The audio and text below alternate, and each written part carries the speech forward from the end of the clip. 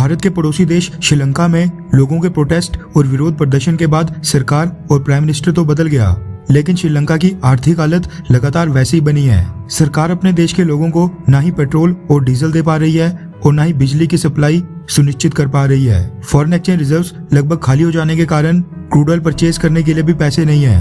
थोड़ा बहुत जो सर्कल चल रहा है वो भारत द्वारा भेजे जा रहे पेट्रोल और डीजल की मदद से चल रहा है। अब तक भारतीय सरकार श्रीलंका को $3.5 बिलियन की आर्थिक मदद दे चुकी है, जबकि फ्यूल की बात करें तो 4 lakh metric ton fuel Bharat ने श्रीलंका को असिस्टेंस के तौर पर सप्लाई कर दिया है। 23 मई को 40,000 मैट्रिक टन पेट्रोल डिलीवर किया गया था और अब पिछले कल दोबारा से खबर निकल कर आ रही है कि भारतीय सरकार ने 40,000 मैट्रिक टन डीजल श्रीलंका को भेज दिया है। श्रीलंका में पेट्रोल के प्राइसेस 420 जबकि डीजल के प्राइसेस 400 श्रीलंकन रुपीस के पार जा चुके हैं। रशिया से सस्ता क्रूड ऑयल तो परचेज किया जा रहा है, लेकिन फॉरेक्स रिजर्व्स कम होने के कारण वो भी बेहद कम क्वांटिटी में मिल रहा है, क्योंकि रशिया श्रीलंका को बिना पेमेंट के क्रूड ऑयल नहीं दे रहा है। आप सोचिए कि Sri Lankan government cars, bikes, buses और ट्रक्स के लिए तो पेट्रोल और डीजल की सप्लाई सुनिश्चित नहीं कर पा रही है, तो फिर कमर्शियल एयरलाइंस और प्लेन्स को फ्यूल सुनिश्चित कर पाना वो तो दूर की बात है। हालात इतने गंभीर हो चले थे कि श्रीलंकन एयरलाइंस ने कई रूट्स के ऊपर अपनी फ्लाइट्स तक रद्द कर दी थी,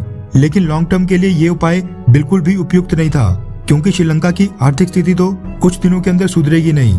ऐसे में श्रीलंकन एयरलाइंस अगर ज्यादा दिनों तक अपनी फ्लाइट्स ग्राउंडेड रखती तो उसको बहुत ही बड़ा घाटा होता और बात उसके सर्वाइवल तक जा पहुंचती। ऐसे में श्रीलंकन एयरलाइंस को किसी भी तरह ज्यादा से ज्यादा रूट्स के ऊपर फ्लाइट्स जारी रखनी थी, और इस चीज को सुनिश्चित करने के लिए श्रीलंकन एयरलाइंस अब भारत के ऊपर निर्भर हो चुकी है और भारत भी इस चक्कर में भारी मुनाफा कमा रहा है। रेफरेंस के लिए आपकी स्क्रीन के ऊपर इंडिया टुडे के आर्टिकल का स्क्रीनशॉट है, जिसके मुताबिक श्रीलंका इकोनॉमिक क्राइसिस से केरला एयरपोर्ट्स खूब सारा पैसा कमा रहे हैं। रिपोर्ट्स के मुताबिक श्रीलंकन एयरलाइंस की कमर्शियल फ्लाइट्स जो श्रीलंका के कोलंबो एयरपोर्ट से उड़ान भर के दुनिया के बाकी कोने कोने में जाती है, उनको पहले केरला के तिरुवनंतपुरम इंटरनेशनल एयरपोर्ट के लिए डाइवर्ट किया जा रहा है और फिर उसके बाद वहां से श्रीलंकन एयरलाइंस के प्लेन अपनी फाइनल डेस्टिनेशन की ओर उड़ान भर रहे हैं। आपकी जानकारी के लिए बता दूं कि श्रीलंका में एविएशन फ्यूल की भारी किल्लत चल रही है, जिसके कारण श्रीलंकन एयरलाइंस अपनी इंटरनेशनल फ्लाइट्स के लिए केरला के तिरुवनंतपुरम इंटरनेशनल एयरपोर्ट के ऊपर आकर यहां पर फ्यूल भरवा रही हैं। अब क्योंकि श्रीलंकन एयरलाइंस अपनी कमर्शियल फ्लाइट के लिए भारत से फ्यूल परचेज कर रही हैं, इसलिए श्रीलंकन एयरलाइंस को भारत कमर्शियल रेट के ऊपर एविएशन फ्यूल मुहैया करवा रहा है। एविएशन फ्यूल के ऊपर स्टेट और सेंट्रल गवर्नमेंट भारी भरकम टैक्स वसूलती है, जिसके चलते श्रीलंकन एयरलाइंस से भारत को भी भारी कमाई हो रही है। साथ में फ्यूल भरवाने के लिए श्रीलंका के कमर्शियल प्लेन्स को न सिर्फ भारत की एयर स्पेस में एंटर होना पड़ता है, बल्कि केरला के तिरुवनंतपुरम इंटरनेशनल एयरपोर्ट के ऊपर हॉल्ट भी लेना पड़ता है, जिस दौरान श्रीलंकन एयरलाइंस के प्लेन्स को एयरपोर्ट के ऊपर मेंटेनेंस और पार्किंग ऑपरेशंस की सुविधा भी लेनी पड़ती है।